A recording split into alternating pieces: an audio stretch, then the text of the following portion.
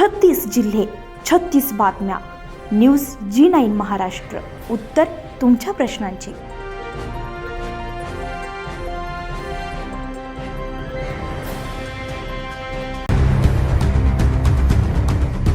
भोकरदन तालुक्यातील जानेफळ दाभाडी येथील हॉटेल पायलवर राज्य उत्पादन शुल्क विभागाच्या भरारी पथकानं सोमवारी धाड टाकून मोठ्या प्रमाणात अवैध मद्यसाठा जप्त केला. या कारवाईमध्ये विविध प्रकारच्या देशी आणि विदेशी मद्याच्या एकूण 1,23,780 किमतीचा मुद्देमाल जप्त करण्यात आलाय.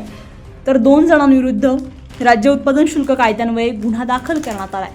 राज्य उत्पादन शुल्क विभागाला मिळालेल्या गोपनीय माहितीच्या आधारे ही कारवाई करण्यात आली आहे. छाप्यामध्ये देशी दारू, भिंगरी, संत्रा, सकू संत्रा, imperial blue, royal stag, royal challenge, McDowell's number 1 या विस्कींसह बडवायझर आणि कॅनॉन 10,000 बिअरच्या शेकडो सीलबंद बाटल्या आढळून आल्यात. संपूर्ण मद्यसाठा जप्त करून पंचनामा करण्यात आलाय.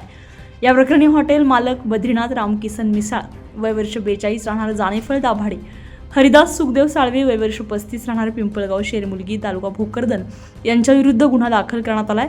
पुढील तपास दुय्यम निरीक्षक SN गायकवाड करतात. ही कारवाई राज्य उत्पादन शुल्क विभागाचे आयुक्त राजेश देशमुख, सह आयुक्त प्रसाद सुर्वे, विभागीय उपआयुक्त संगीता दरेकर आणि जालना अधीक्षक ज्ञानेश्वरी आहेर यांच्या मार्गदर्शनाखाली प्रभारी निरीक्षक LM धनगर यांच्या नेतृत्वात भरारी पथकानं यशस्वीरित्या पार पडली आहे. दरम्यान अवैध मद्यनिर्मिती, विक्री अथवा वाहतुकीची माहिती असल्यास नागरिकांनी राज्य उत्पादन शुल्क विभागाच्या टोल फ्री क्रमांक किंवा व्हॉट्सअप क्रमांकावर संपर्क साधून माहिती द्यावी असं आवाहन विभागाच्या वतीनं करण्यात आलंय.